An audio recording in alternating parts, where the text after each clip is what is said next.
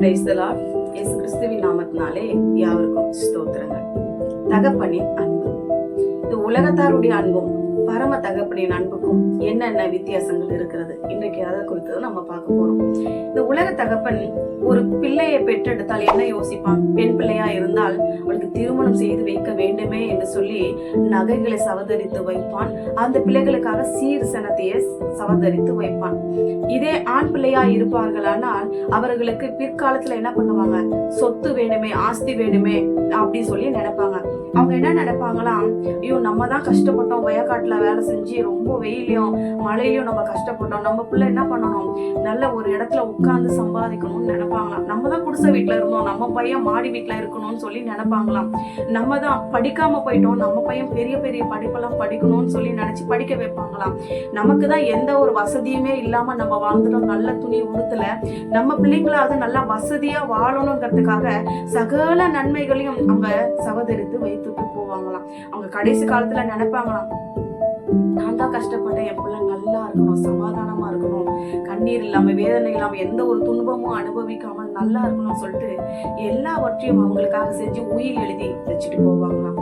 இன்னைக்கு ஒரு உலகத்தான் ஒரு சாதாரண ஒரு மனிதனே தன்னுடைய பிள்ளை குறித்து இவ்வளவு யோசிக்கும் பொழுது நம்முடைய பரம தகப்பன் என்னெல்லாம் யோசிப்பாரு பாருங்க. அதுக்குதான் ஒரு வசனம் சொல்லுகிறது.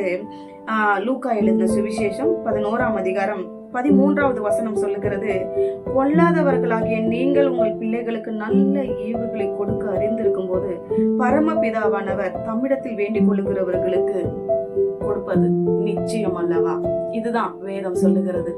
அப்போ பொல்லாத மனுஷங்க நீங்களே உங்க பிள்ளைங்களுக்கு, ஐயோ நான் போயிட்டா என் பிள்ளை நல்லா இருக்கணும், நான் இருந்து பார்க்க மாட்டேன்னு சொல்லி இவ்வளவு செஞ்சு வைக்கிறானே, நம்ம அப்பா நமக்கு என்னெல்லாம் செஞ்சிருக்கிறாரு உங்களுக்கு தெரிந்ததுதான். ஒன்றுமே இல்ல, நம்ம நித்திய ஜீவனை பெற்றுக்கொள்ள வேண்டும் என்பதற்காக அவர் என்ன பண்ணாராம், நாம ஐஸ்வர்யவான்களா வாழணுங்கிறதுக்காக கிறிஸ்து தரித்திரராய் என்ன பண்ணாராம், ஏழ்மையின் கோலம் எடுத்து வந்தார்.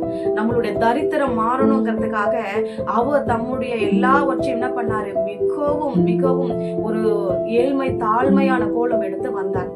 இரண்டாவது பார்க்கும் பொழுது நாம சமாதானமா வாழும்படிக்கு சாபத்தை அவர் ஏற்றுக்கொண்டார். இன்னொன்று, நம்ம எந்த ஒரு நோய் நொடியும் இல்லாம சுகமாய் வாழும்படிக்கு எல்லா விதமான பலவீனங்களும் துக்கங்களையும் அவர் சுமந்து கொண்டார். நாம பரிசுத்தமாய் வாழும்படிக்கு அவர் பாவியாய் மாறினார். கடைசியாக இது மாத்திரம் இல்லைங்க, நம்ம நித்திய ஜீவனை பெற்றுக்கொள்ளும்படிக்கு தன்னுடைய ஜீவனையை கடைசியாக கொடுத்து விட்டு போயிட்டார். பாருங்க, இந்த உலக மனிதர்கள் வேர்வை சிந்தி கஷ்டத்தை இது பண்ணிதான் ஒரு பிள்ளைகளுக்கு சகல சொத்துக்களையும் சம்பாதித்து வச்சுட்டு போனாங்க. நம்ம இயேசு கிறிஸ்து, நம்ம பரம தகப்பன் நமக்காக தம்முடைய ஒரு சொட்டு ரத்தம் கூட வைத்துக் கொள்ளாமல் சகல ரத்தத்தையும் சிந்தி விட்டு சிலுவையில் கடைசி பரியந்தம் சிலுவையில நமக்காக எல்லாவற்றையும் விலைக்கரையமாய் கொடுத்து சவதரித்து வைத்து விட்டு போயிருக்கிறார். அப்போ பாருங்க, ஒரு மனுஷன் இவ்வளவு செய்வான்னா பரம தகப்பன் எவ்வளவு செய்வார்? பிள்ளைகளே, தகப்பனுடைய அன்பு அறிந்து செயல்படுங்கள். உலக மனிதனை போல தேவன் அல்ல. அவர் எப்போதும் நம்ம நித்திய ஜீவனை பெற்றுக்கொள்ள வேண்டும் என்பதற்காக பிரயாசப்படுகிறார். வசனம் சொல்லுகிறது, யோவான் 10:10 சொல்லுகிறது, நானோ அவைகளுக்கு ஜீவன் உண்டாயிருக்கவும் அது பரிபூரணப்படவும் வந்தேன். நம்ம நித்திய ஜீவனை பெற்றுக்கொள்ளும் என்ற ஒரே ஒரு நோக்கத்துக்காக தான் பரலோகத்திலிருந்து குமாரனாய் மனுஷகுமாரனாய் இந்த உலகத்துக்கு வந்தார். உங்களுக்கும் எனக்கும் பரம தகப்பனாய் சகலவற்றையும் சவதரித்து வைத்து போனார். அந்த தகப்பனின் அன்பை அறிந்து ஒவ்வொரு நாளும் தேவ சமூகத்துக்கு வாங்க, ஆஸ்திகளை பெற்றுக்கொள்ளுங்க, ஆசீர்வாதங்களை தக்க வைத்துக் கொள்ளுங்க. ஜெபிக்கலாமா?